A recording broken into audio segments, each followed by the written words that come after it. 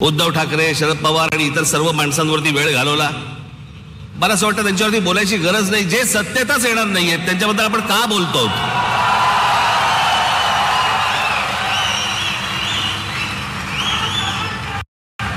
काही आवश्यकताच नाहीये त्या लोकांची. मला असं वाटतं की अनेक अशा योजना ज्या गेल्या 5 वर्षामध्ये झाल्या, मी त्या दिवशी माझ्या सभेमध्ये म्हटलं होतं, टीकेच्या वेळेला टीका, समर्थनाच्या वेळेला समर्थन, प्रशंसेच्या वेळेला प्रशंसा.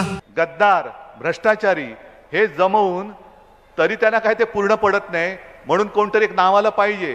कारण उद्धव बाळासाहेब ठाकरे म्हटल्यानंतर कोणतरी एक आडनावाचा पाहिजे. तो सुद्धा घेतलाय भाड्याने.